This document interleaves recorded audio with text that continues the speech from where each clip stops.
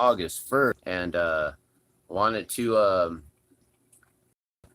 first off welcome all the students back today to school. My daughter is entering into sixth grade, which is pretty awesome.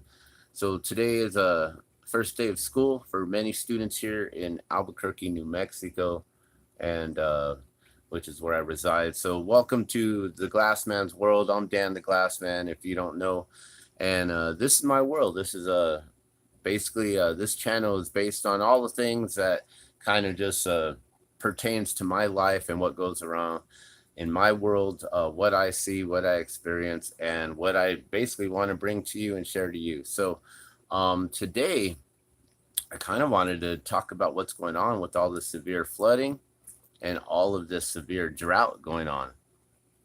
Now, I'm going to have my little wake and bake session here, so I hope you don't mind. We will be partaking in some of this gelato this morning with a little bit of some dabs wrapped around there.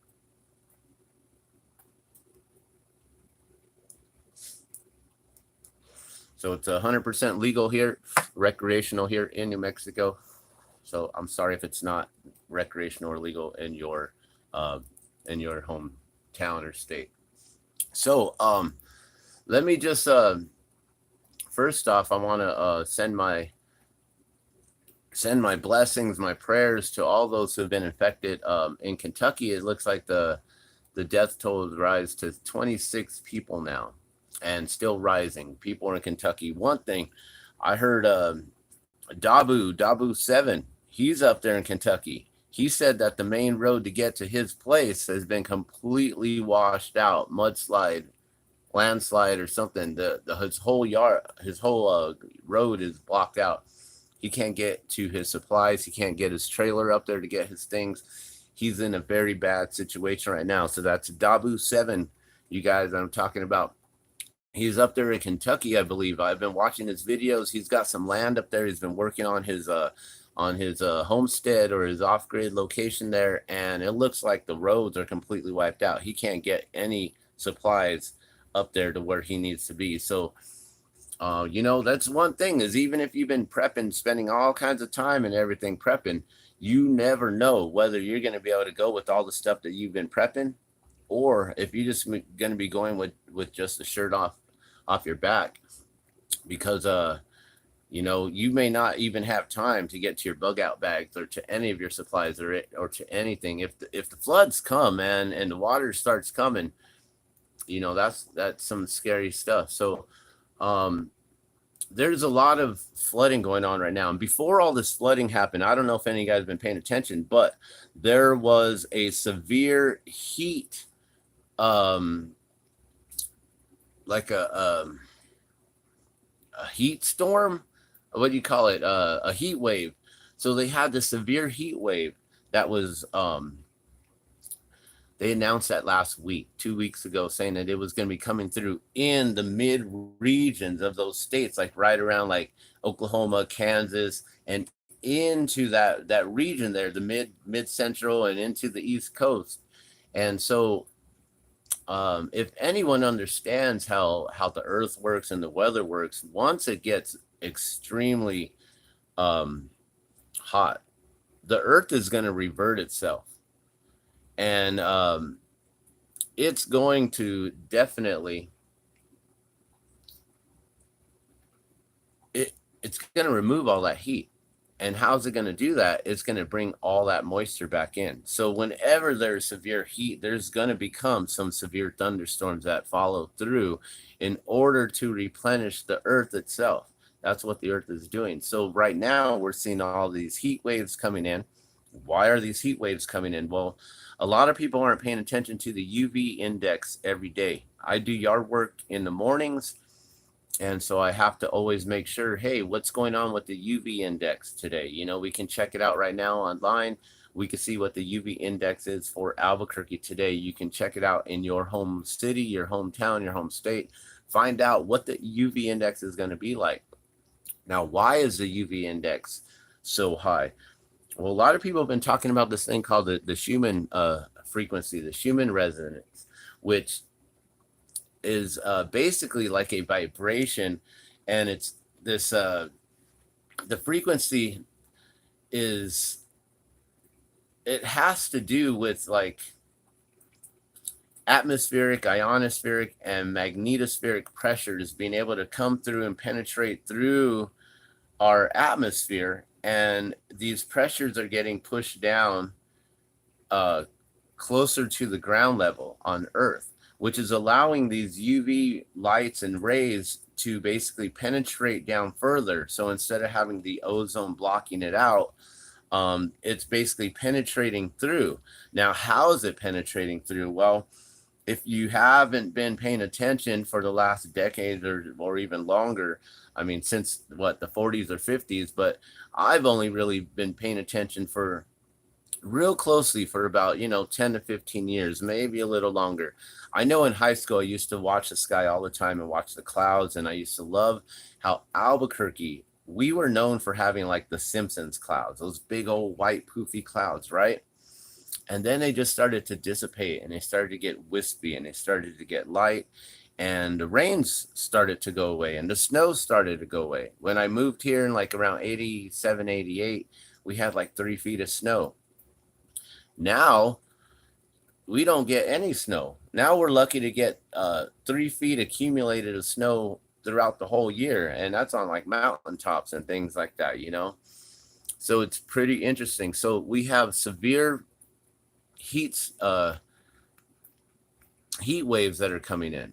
We have this crazy weather phenomenon that's changing, weather modification, weather manipulation. So somehow the powers that be have figured out that they can conduct these experiments within the atmosphere, the ionosphere, into different layers, and put up these chemicals within the those different layers, and the lower, and there's all these different layers of the ionosphere and the atmosphere, and there's so many different layers.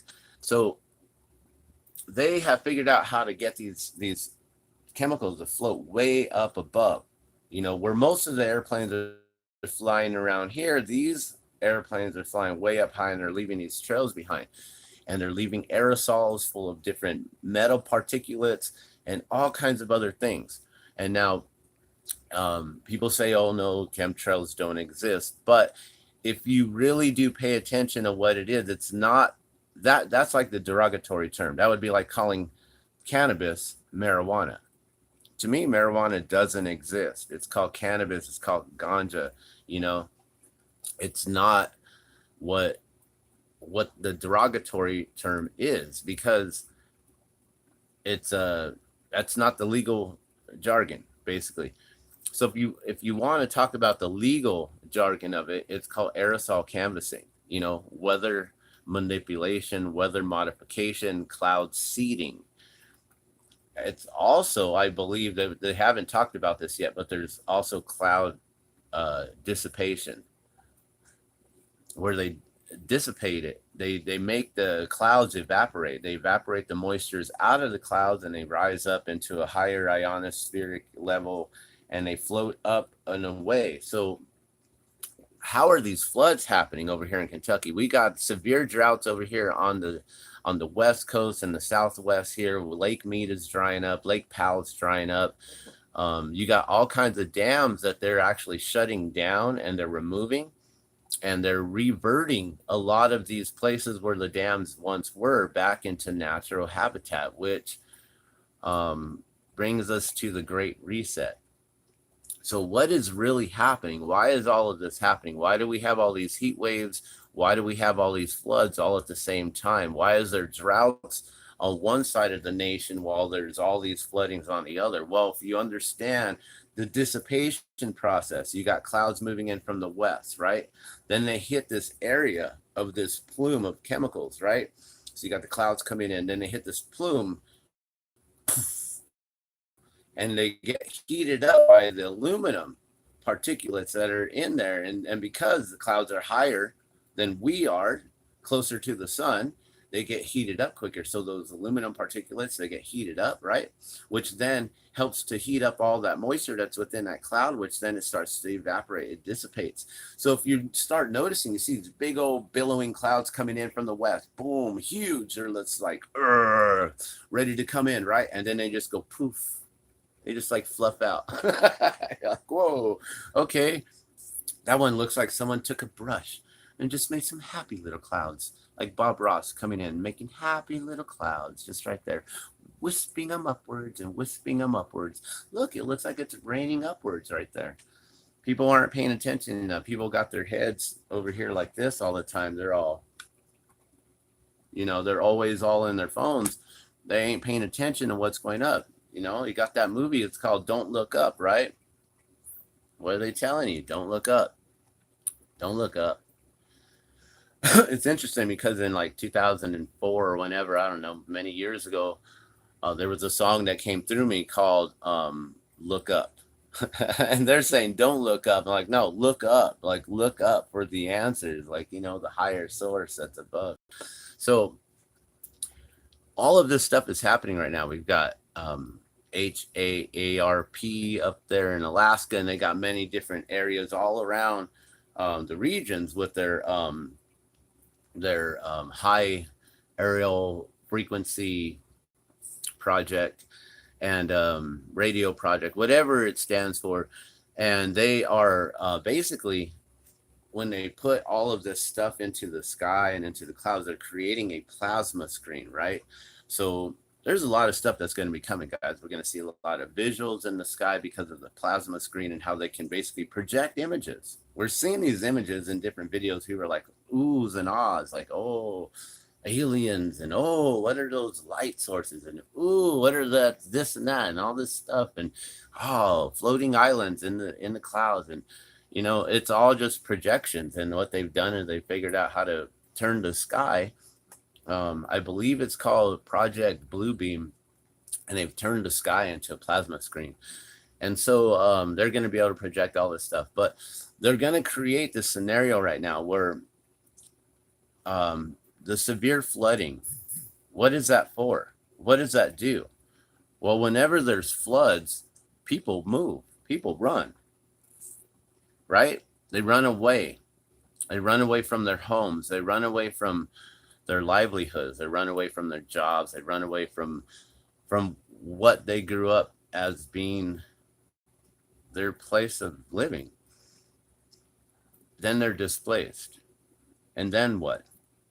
Then they're basically forced into a position. So you got all these people who are working 9-to-5 jobs, right? And they're all working towards retirement. They all got their 401ks, and they all got their retirement plans. They all got their savings, and they all got their this and that, so whatever. They got all their money. They got their whatever they got saved up, right? But what happens when everything just shuts down? You have to like run. You got to leave everything behind, all your paperwork, all your passwords, all of your whatever's. If you got hard drives full of things, if you got stuff stored on there that's important, files that's important, it's gone. All those computers are wiped out, gone. All that memory, gone. Everything, gone. All the material stuff is gone. The only thing that we can keep with us is all that's within here, within our souls, within our vessels here. But everything else, it's all material. So I don't want to get too ahead of myself, but the reason why they're removing everyone is because if you understand what the future FEMA maps show, it shows that there are places that are inhabitable. It's like inhabitable. This is the United States. This is all of Northern America. Like most places are habitable. Humans have become so resilient to living in places like Las Vegas, in the middle of the desert, in the middle of the Mojave Desert. Let's put a biggest city, one of the biggest cities in the world. Let's put it right there, sucking all the water to create all the power, all the electricity. You got all the fountains going. You got all those lakefront properties there. So much, right? And you also have Las Vegas, who also installed the lowest water pump in Lake Mead. So you got all these pumps that have already been placed, right? Strategically placed to where they won't allow Lake Mead to dry out. But then somehow Las Vegas has enough money, because it's all about the money, right? And so you got enough money to buy enough water out from a place that's already in drought, right? Lake Mead that supplies all the other lower states. But if you have enough money, you can just go in and just scoop out a whole bunch real quick for yourself. You know, if you got that money over there in what is that called? Lake Las Vegas? Lake Las Vegas. I guess it's a subdivision or something that's got lakefront property. It is, they just purchased billions of gallons of water from Lake Mead and pulled it this year while we're in a drought. While everyone is suffering right now and everyone's worried about, what's going to happen? What is going to happen when there is not enough water to go through that dam there? You know, Hoover Dam, it's a mighty dam that can never be stopped. That's what the tour guides have been trained to tell everyone. Hoover Dam's a mighty dam that can never be stopped. Yeah. Well, maybe you ain't going to stop the dam, but you're going to stop the water flowing through it. So you got all of these issues compiling on top of each other right now. We got so much going on right now, guys. We're also about to go into World War III with Pelosi and being brave. And, they ain't going to send her. They'll send a lookalike. They'll send a robot. They'll send her her clone. They'll send a lookalike. They'll send a drone plane that has no one on it. Like an unmanned plane. But we're about to get into a lot of stuff right now, and it's all being compiled. We got this drought on the southwest and the west. And we got the northern Colorado and southern Colorado basins that are drying up.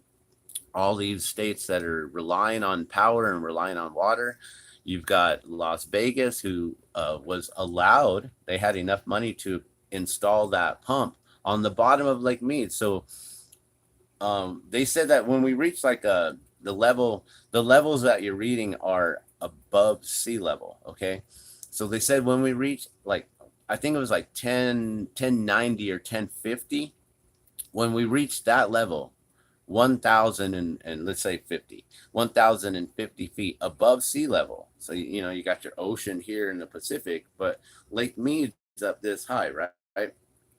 And once it reaches a certain level of 1050, then they say that the first pumps can't pump anymore. We already reached that about 2 months ago, which means that all 17 generators that they had at Lake Mead running, well, now they don't have enough power. They don't have enough water. They don't have enough water to push those generators, those turbines. And so they dropped it down to 5. So you've got 17, right? That means that there's 9 on one side, that's on the Nevada side, and 8 on the other side, which is the Arizona side, right? So you got 9 and you got 8, right? 17 generators running. Then bam, now we're down to 5, which means you only got 3 on one side and 2 on the other. We just went from 8 and 9 to 3 and 2. That's pretty drastic in a power reduction there. So people are saying that, we've only got 5 generators running, right? Out of 17. So logically, I would think, okay, well, that takes less water to pump through the dam in order to allow those 5 generators to run. And they also say not all of them are running all at once. There's some run one time, so what, they got 3 over here and 2 over here, and you got 1 running and then another. But then also, don't forget, we just had a fire on the Arizona side. So is it that Nevada has 3 pumps running here and only 1 pump running now on the Arizona side? Are they getting more water through the top over here and less water here? What I've heard is that the Colorado River right below Lake Mead is actually higher. It's increased in level, but Lake Mead is dropping. So wait a minute. Why would that happen? If you have a constant flow of your river here and Lake Mead's always here, but then all of a sudden Lake Mead is dropping, but this is increasing, what do you see? I see an influx, a huge amount of increase in the flow coming through.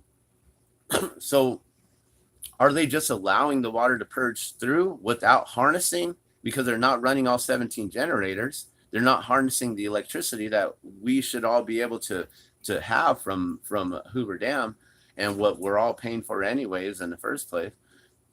They're also what I see is that, if your water's decreasing here but it's increasing here, and you also got another pump coming out going to Las Vegas, you're letting a lot of this water supply go, where all the rest is just, it's going, where is it going? It's going back to the ocean.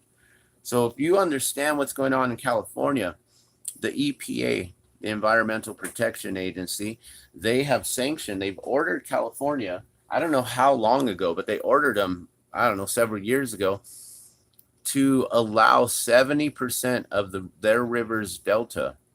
That's up there by San Fran. That's where all the rivers collect and combine into one area, one source. And they have the river's delta right there, up there in San Fran, right?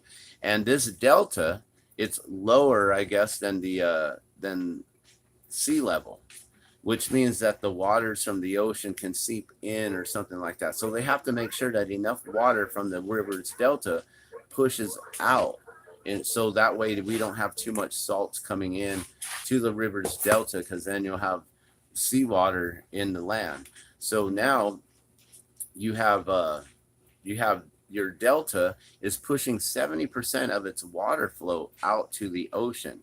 This has been sanctioned, this has been ordered by the EPA for several years now. So we've been watching California's drought drastically increase or drastically whatever lose water. So California's been losing water for years, and no one's really been paying attention to what's going on. EPA ordered the river's delta to remove or allow 70% of its flow back to the ocean without utilizing it first, without harnessing it for its power, without utilizing it for drinking water, without anything. Just push it back to the ocean, 70%. So now they're left with only 30% of the river's delta to utilize. Well, Southern California residents used to rely on 75% of their drinking water coming from the delta.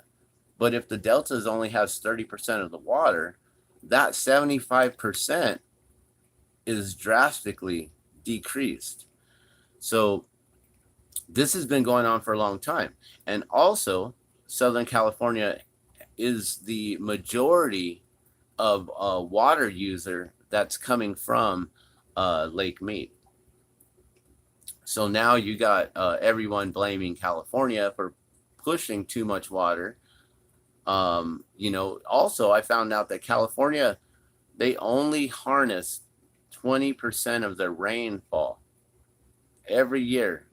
Billions of gallons of rainwater just goes right out of their whatever they call it, the Los Angeles River, their fake river there.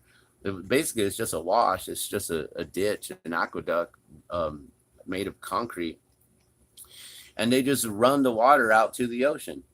80% of the rainwater. So, this brings us to what's known as the Great Reset. What's happening, guys, is that all these systems are broken. All these systems were brought up without fully thinking through what's really going to happen. What is really going to happen with all of with these systems? Once they reach their full capability of doing whatever it's supposed to do, eventually it's going to run out. The water runs dry. People use too much water. There's too many residents in Las Vegas. People are still selling properties out there and getting people to move to Las Vegas. They've got lakefront property there where they're trying to keep it full of water. But now, what is that? Las Vegas Lake Las Vegas, whatever it's called out there. they now have gone from what it said was once the Lake Mead goes down from 1040, then the next level. So at that point, the 1040 it dropped it down to from 17 generators to 5 generators, right? Now the next level I think is like 950. Let's just say 950. I don't know, another 100 feet, 950 feet above sea level. But this is like bottoming out. Like, yeah, when they're saying, yeah, there's 950 feet, people are thinking, oh, there's 950 feet of water. And no, that's 950 feet above sea level. That they're about to reach a point where Lake Mead's going to dry. And then the lowest point, I think, is like 850. Let's say 850, where that's where once it gets under that 950, we're at dead pool. That means no one else is getting any water except for Las Vegas, because Las Vegas put that last pump on the very bottom of Lake Mead to pump out the rest of it. So what's going to happen at that point? Well, Las Vegas is going to have all the water. They're going to have all the power. They're going to be able to sell it back. So the Las Vegas Power Authority or whatever it is going to become rich. If you want to get rich, if you want to make some money, just invest in that power company real soon. You'll see. Also, a lot of people don't understand, realize that water has become a tradable commodity on the stock exchange. That we now can trade stock for water. People don't realize this. So what happens when you have something of value that's on the market? If you can control the supply and the demand, water is always going to be in demand, right? But if you can then, you have high demand, low supply, what does that create? Cha-ching, that creates a lot of profits, right? Because when you have low supply and high demand, the price increases. It's business 101, right? Problem, solution, path. You create a problem, you create the solution, you create another problem, you create the solution. It's a problem, solution, path. You create the problem. We're in a drought. Oh my gosh. Well, we got a solution. Guess what? Nestle's been pumping millions and millions of gallons of water from your states for many, many years just to prepare for this drought. Like, wait a minute. Wait. They pumped millions and millions of gallons out while we're going through a drought in order to save us from a drought. Aren't they contributing to the drought while they were pumping out all them millions of gallons? So people don't realize this. Water is a tradable commodity. It's on the stock exchange. Last I saw it was like $90 a stock. I don't know how much it is now. I haven't checked. I think also now it's getting split up into many different water investment opportunities, different businesses that you can invest in. So now people can invest in water. If you want to make money, invest in water, invest in power, because the electricity, that power, money is going to increase. Water is already increasing. Hello, good morning. Make pancakes? Yeah, I'll make some pancakes. Let me finish this. Go back with mama. No. No. So what's going to happen? Sorry, guys. So what's going to happen is that, the water's already increased. We just recently had our landlord come over, and I found out that they also went over to the other neighbors. They're telling everyone that the water bill has gone up, and they're wondering, why has it gone up? I was thinking that they only came to us because we're the only ones in the apartment that's got a bunch of plants growing. And it's like, oh, they probably think that we're just using all the water for all these plants. I got a 55-gallon barrel outside, and I've got another 5-gallon bucket on top of that, and I've got extra buckets, so when those buckets are full, I can collect rainwater. I use rainwater for my plants. And it was interesting because then we heard our neighbors say how they were being told that it was too much water, and that they were wondering if it was because they were inviting their friends to come over and do laundry. And it's like, nah, what it is the stock price and water went up. People aren't realizing it. Hey, what's going on, William? So the water price has increased, and now all these landlords are going to feel this crunch, and then they're going to turn it back onto the tenants, right? And they're going to make us pay more. We've already had a rent increase. Luckily, thankfully, it wasn't a few $100s or anything like that. It was just, just less than $50. But some people had a $50 increase, while we only had like a $25 increase. And they basically just brought us right to the same rate. And then I'm pretty sure in the next few months it's going to go up again and go up again. Water rates have been increasing. Electricity, I think, has been increasing. Also, something that I noticed last month on the bill was our previous charges that we had up there. The previous charges, they didn't match the current charges and the like on the new bill. I was like, wait, how come that's a few dollars more there? I'm like, are they really doing that? They're just adding like $2 to $5 on everyone's bill every month. Like, you got your current charges on your bill, right? And then those become your previous charges, right? So then you go look and you're like, your previous charges are this and your current charges are that. And you're like, wait, those don't match. They're not the same. They're a few bucks more. Did they charge me a percentage rate for not paying them sooner? like, what's up with that? I don't know. People aren't really paying attention to these things. But what I've been noticing is that there is a huge increase in this heat influx right now. The UV index is up. You got to check out the UV rays. I'm going to let you guys go real quick because this guy wants pancakes. And so also the flooding is increasing. And, I had a clear warning long time ago that said to stay away from Ohio and the Appalachians for some reason. I don't know why, but that was a clear warning to me. I was also told, so many, I'd say at least like a decade and a half ago, like at least 10, 15 years ago, maybe longer. Yeah, actually longer, like 22, over 2 decades, 2.5 decades now. Okay, I've had these visions, I've had these dreams, I've had these premonitions, right?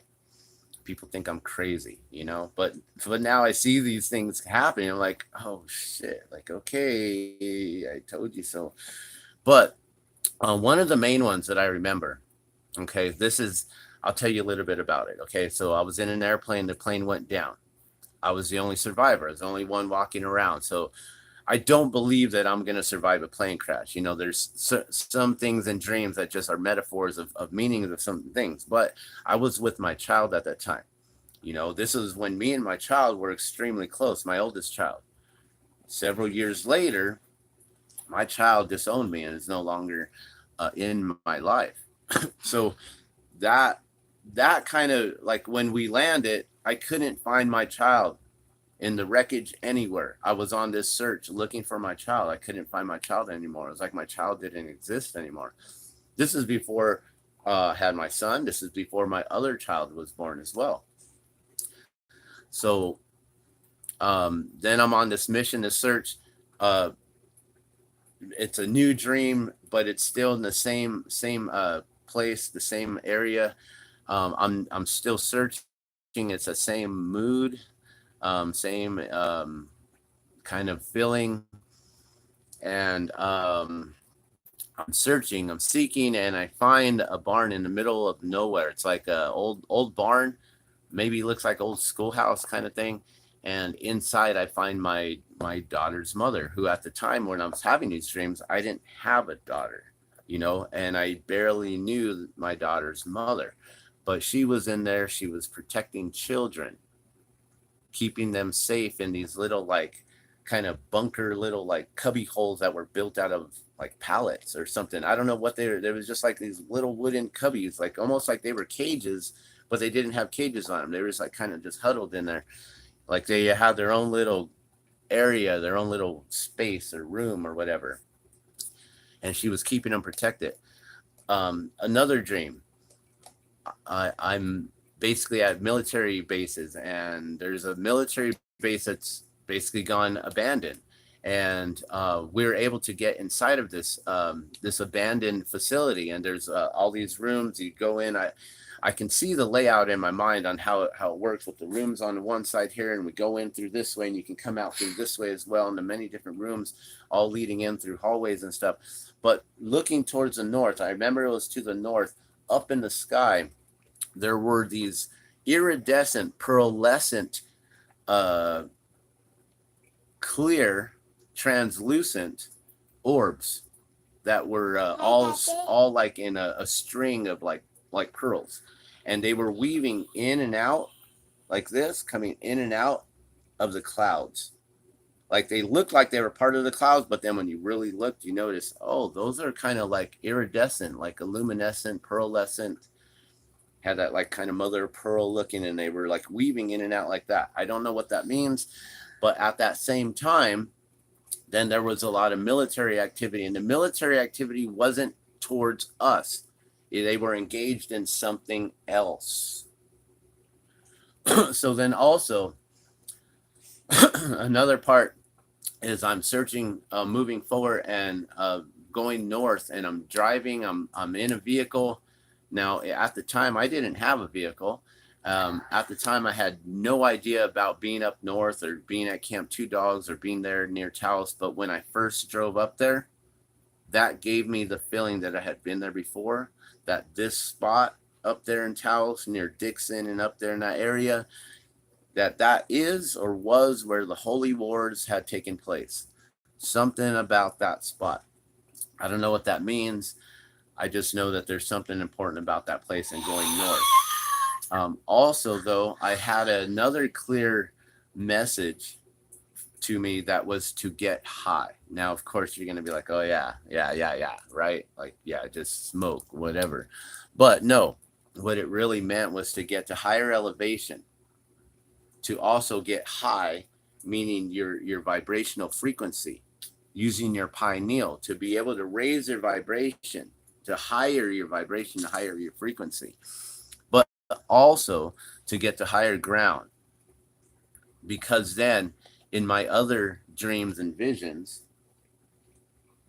I was up high on top of the mountaintops, and I was looking down, and maybe not on top of the mountaintops, but I was like up on the slopes of the mountains, right? Up high, still ways to climb. But looking down, I could see all the valleys flooded and all the mountains on fire. So I've been seeing these visions and everything for a really long time. And now that I'm seeing all this floods, we've been seeing fires in California and everything like that. Hey, he says hello, Boogie. And so, everything that I've been seeing now, it's like, okay, this is happening. And now also, when my oldest child was born 26 years ago, I had a clear message given to me that my child was going to live through the revolution. Whatever that meant, I didn't know at the time, but now I understand what it is. There's a revolution going on. There's this separation of people right now. There's people on one side, people on the other. It's not about it's in these beliefs on whether, to me, what it is whether you truly believe in God and you have no fear and you have 100% faith in God. Have no fear, God is here. Or the others who just have lip service and they just want to believe in something else, whether they believe in God, they believe in the universe, or believe in themselves, or believe in whatever it is. These are the other people who also live in fear right now. And so they go and they follow these idiotic mandates that are extremely dangerous, that are now being found to have changed, altered, gotten into, penetrated your chromosomes, your DNA, and it's altering people, turning people, humans into biohumans, which now, because you have a genetically modified agent within you from a company, a corporation, they now own you. That's a whole nother topic and subject that we can get into. But now anyone who, I love you too, Boogie. But now anyone who gave into those idiotic mandates, they are now owned by the company that injected you. So you're now owned by Moderna or Pfizer or Bayer or whoever it is, right? You're now owned, and you now will very soon, they're going to let you know, now are a biohuman. You now no longer have the same inalienable human rights that the purebloods have. And so it's going to become very interesting. All this stuff will come out soon. I always talk about things in the future. This will come out soon. But right now, what we're talking about is these floods, the droughts. How are we in a drought? Yet we got all these floods everywhere. What is happening? Well, there's this thing called the Great Reset. And the Great Reset basically was all written in Georgia Guidestones. They just blew those up recently. Okay. They removed them because they no longer they've let you know for 42 years. It's been there for 42 years, since the 80s, since 1980. It was erected in 1980. They demolished it with a direct energy weapon just recently, 42 years ago. Isn't that the highest level of Freemasonry? 42? Isn't 42 the answer to life?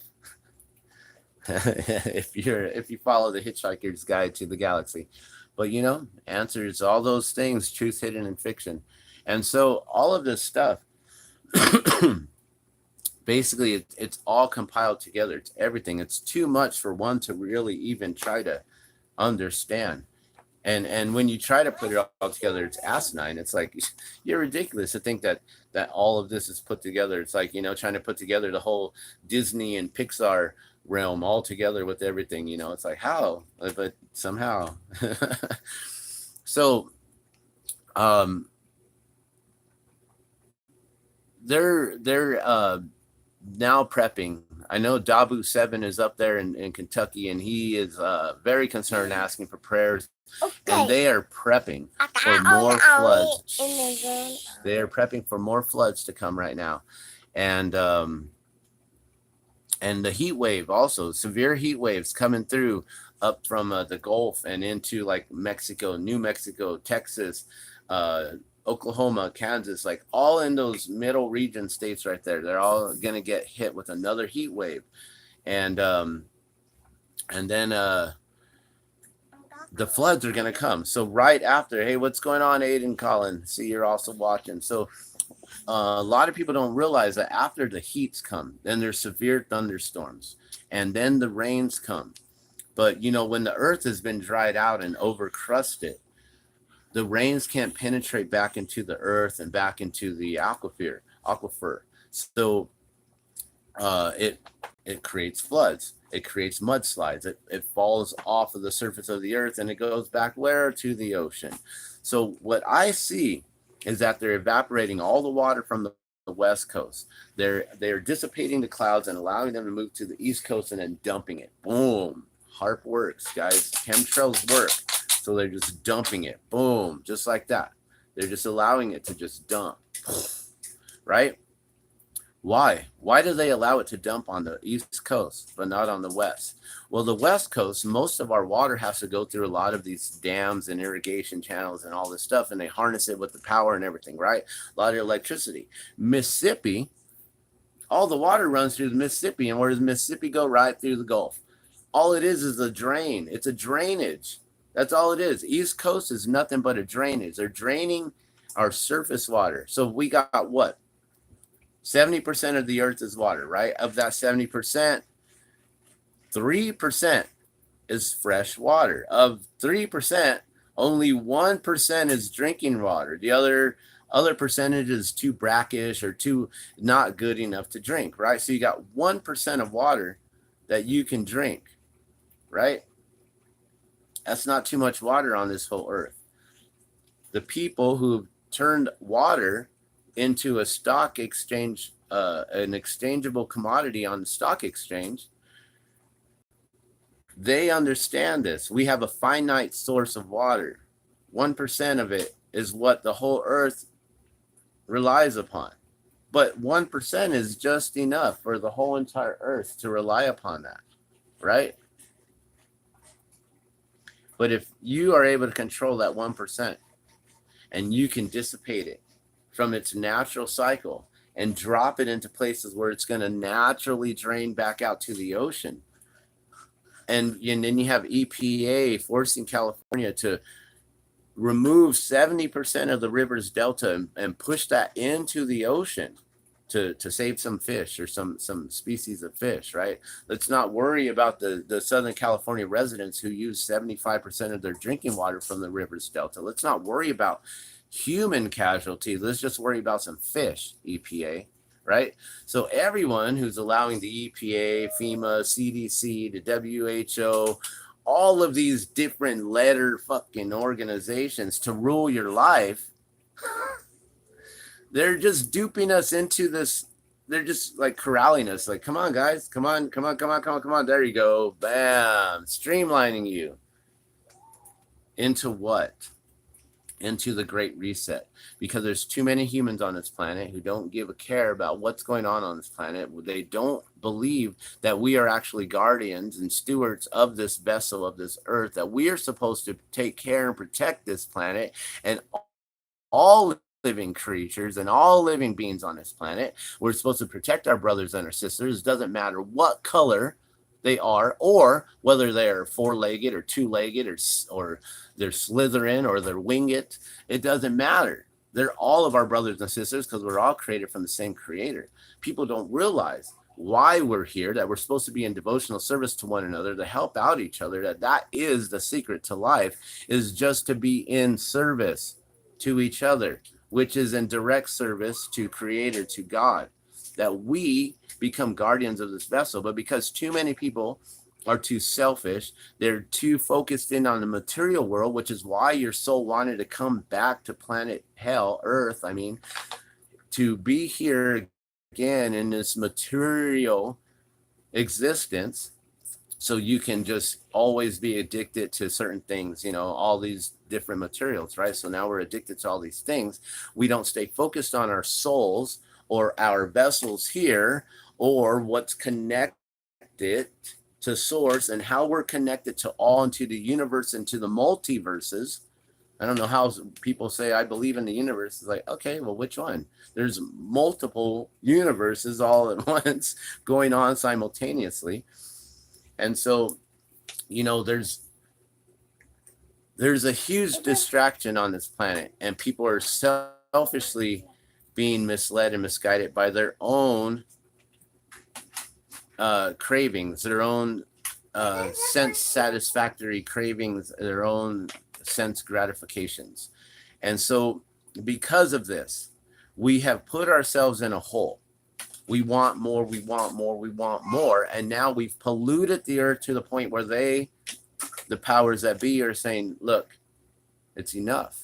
You guys are done. We're getting rid of most of you. 90%, right? That's what the Georgia Guidestone says. To bring the population to a perfect harmony with nature at 500 million. What was their goal when they were doing this? Get 80% of the world, right? With this, 80%. So then they only have 20% to then deal with and to manage at that point. So then they can make it even smaller to that 500 million. If you guys ain't paying attention, you don't really need to even be listening to me right now. So you can just shut off the video, because none of y'all really care about what's truly happening. Why is this happening? It's because of our own selfish sense gratification, and us being driven to always want. We want more. We want more. We're not fucking satisfied with what we got. So it's our own demise. And that's why this is happening. And that's why the elite is removing many of us. And, if they remove me, what are they going to do? They're not going to do anything but take away this body, this vessel from the soul. But my soul is eternal. So I have no fear in death, because what's the worst they can do but send me right back to Father, to Creator? I'm actually looking forward to going back away from this hellhole. But I know I have a mission and a job to do here, so that's why I'm sharing this message with you guys. Because I love you all, care about you all, care about humanity, because you are my brothers and my sisters here. All of you. Even those who can't hear me, even those who don't speak any languages besides the animal languages. To all of you. And so that's the truth of it. And that's why this is happening. So until you can remove yourself from your own selfish intentions, your own selfish demise, there's nothing that we can do except just enjoy the ride. right? You're headed into destruction. So fucking laugh. Laugh at it. Laugh at adversity right in its face. Because it's coming. It's coming soon. So I'll just continue to pray for you all and continue to send all of you my blessings, my love. I'll continue to share whatever knowledge that some of you may want to harness for yourselves, that some of you may actually try to do. All these projects and experiments and all these little do-it-yourself things that I do. How many have you tried yet? Have you built a simple survival candle with the toilet paper? Cut it right now. 5 minutes. Pour some oil on it. Bam, you're ready to go for when the power goes out. You're not waiting until the shit hits the fan, but actually be prepared for it. You know, do you have foods? Are you making sure that you're saving foods that you're going to be like craving? Because that's what this is all about. It's a sense gratification, all selfishness right here, right?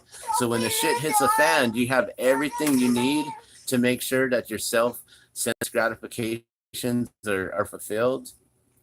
Do you got your sugars? Do you got your sweets? Do you got your yummies? All of your goodie treats? You got it all? You can go check out the mail. Yeah, the mail's not important. So just understand this, guys, that the only true way to find true freedom and happiness is to remove yourself from this renunciation. Remove yourself from material wants, cravings, desires, to understand that all you truly need is food, water, shelter in order to survive on this planet. It's all you really need. Yes, our minds, we kind of need some way of keeping ourselves happy, not going crazy or whatever. But other than that, pretty much you just need food, water, shelter. That's it. So all this other stuff, it's just extra. It's just stuff that's sitting around collecting dust anyways, right? So we'll see if Pelosi lands. We'll see if Pelosi gets shot out of space. We'll see if Pelosi even is on that plane. We'll see if there's even anyone on that plane, if it's even manned by man or if it's manned by remote. You know, we'll see what happens soon. Very soon, we will see. So keep your eyes open and keep looking up. And remember, you guys have a beautiful day. Enjoy it. Ride right through with a smile on your face.